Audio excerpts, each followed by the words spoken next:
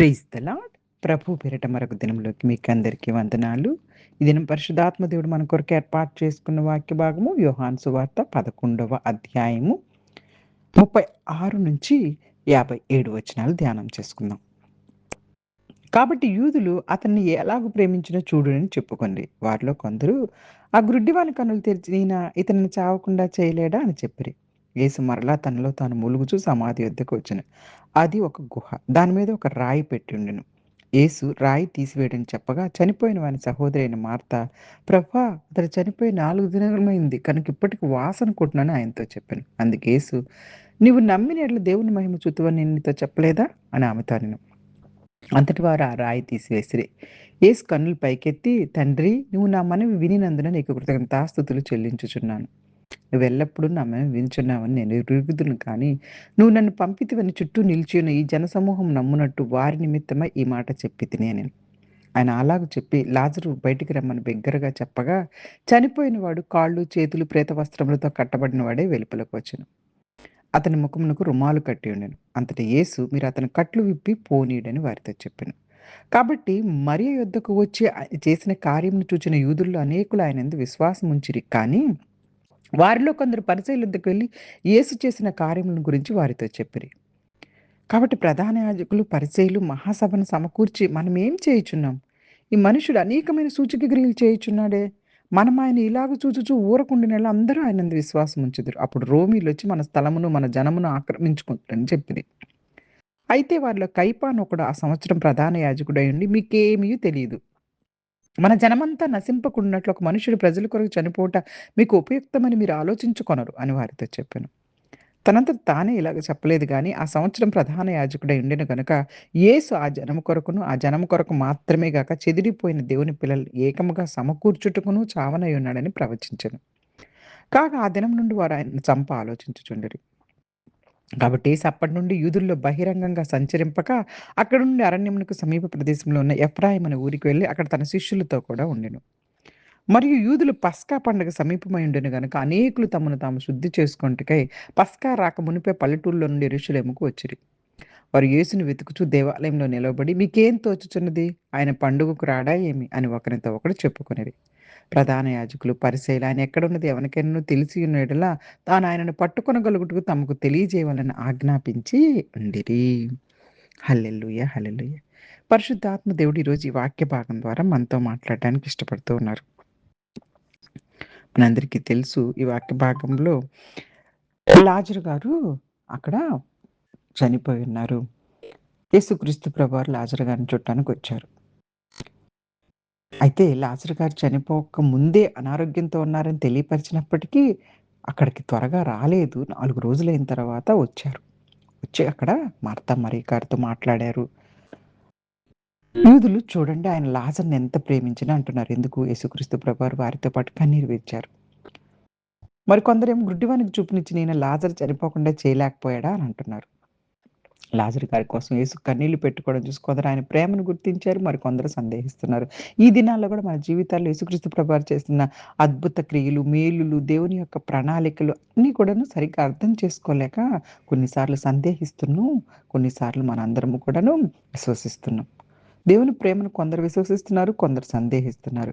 మనకు దేవుని కార్యాలు మన జీవితాల్లో ఆలస్యంగా కనిపించిన ఆయన సమయం పరిపూర్ణమైందని నమ్మాలి. యేసుక్రీస్తు ప్రభువారు ఇప్పుడు సమాధి దగ్గరికెళ్ళి రాయిని తొలగించమని చెప్పగా మార్త ఏమంటుందంటే, ప్రభా 4 రోజులయింది వాసనొస్తది అని. మార్త గారు ఇక్కడ కొంచెం విశ్వాసంలో సన్నగిల్లుతున్నారు. ముందు చాలా విశ్వాసంగా మాట్లాడారు కదా! అక్కడేమన్నారు? యేసుక్రీస్తు ప్రభువారు మాట్లాడుతూ ఉన్నప్పుడు, ఇదిగో అక్కడున్నటువంటి సందర్భంలో ఆమె ఏమన్నారు? అయ్యా! నువ్వే దేవుని కుమారుడు అని నేను నమ్ముచున్నాను. దేవుడు నీకు అనుగ్రహించినని చెప్పేసి నువ్వేమడిగినా దేవుడే నీకు అనుగ్రహిస్తారని కూడా నేను తెలుసుకున్నాను అని కూడా ఎంతో గొప్ప విశ్వాసాన్ని చూపించినటువంటి మార్త మరలా కొంచెం సేపు అయిపోయిన తర్వాత ఇప్పటికే చనిపోయి 4 రోజులయిందయ్యా! వాసనొచ్చేస్తదని అవిశ్వాసంలోకి వెళ్ళిపోతుంది. కానీ ఇక్కడ యేసుక్రీస్తు ప్రభువారు ఏమంటున్నారు? "నువ్వు నమ్మిన ఎడల దేవుని మహిమను చూతువు" అని నీతో చెప్పలేదా అన్నారు. మనం నమ్మితే దేవుని మహిమలు, దేవుని కార్యాలు మన జీవితాల్లో దేవుడు చూపిస్తారు. అప్పుడు యేసుక్రీస్తు ప్రభువారు ప్రార్థించి గట్టిగా "లాజరు బయటికి రా" అని చెప్పేసి పిలవగానే లాజరు జీవించి బయటకొచ్చారండి. హల్లెలూయా! హల్లెలూయా!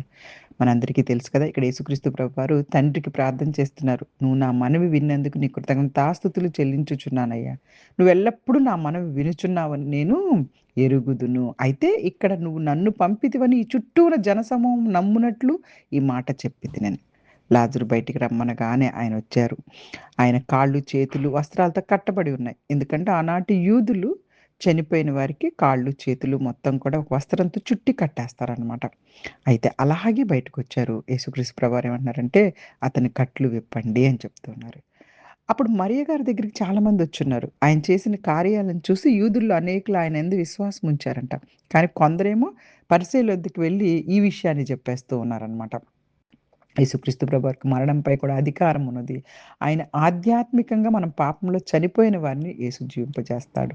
మనం అనుకోవచ్చు మేమెప్పుడు చనిపోయామని. మన పాపంలో ఎప్పుడో చనిపోయాము మనందరము కూడా. కానీ యేసుక్రీస్తు ప్రభువారిని నమ్మి విశ్వసించటం వలన మనం జీవింపబడుతూ ఉన్నాము. హల్లెలూయా! హల్లెలూయా!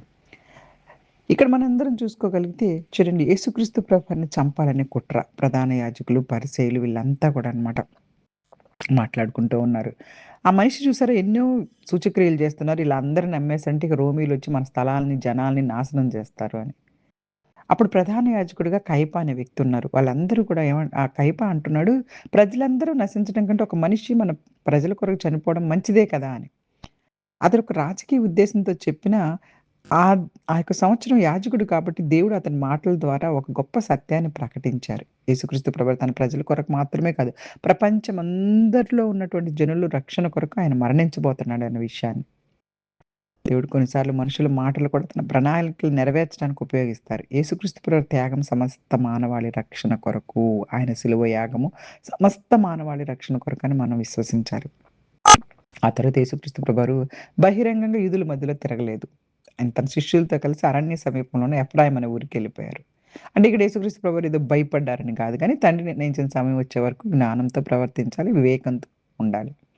లోకంలో మనం కూడాను క్రైస్తవులుగా ఉన్న ప్రతి ఒక్కరిమి కూడాను దేవుని యొక్క జ్ఞానం కొరకు అడిగి వివేకంతో ప్రవర్తించాలి.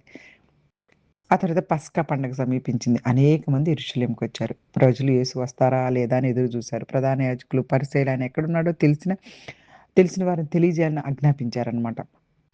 అందరికి చెప్తున్నారు. ఎక్కడైనా కనపడితే చెప్పండని. ఇందులో మనం నేర్చుకోవాల్సినటువంటి పాఠాలు. యేసుక్రీస్తు ప్రభువుని రక్షకుడిగా ఎదురు చూసిన వారందరూ చాలా మందున్నారు. చంపాలని చూసిన వారు కూడా ఉన్నారు. ఇప్పుడే మనము ఒక నిర్ణయం తీసుకోవాలి. ఆయనందు విశ్వాసం ఉంచి, ఆయన కొరకు ఎదురు చూసి, రక్షణ కొరకు ఎదురు చూసే వారిలోనే మనం ఎల్లప్పుడూ ఉండాలి తప్పించి, సందేహాలతోటి ఉండకూడదు.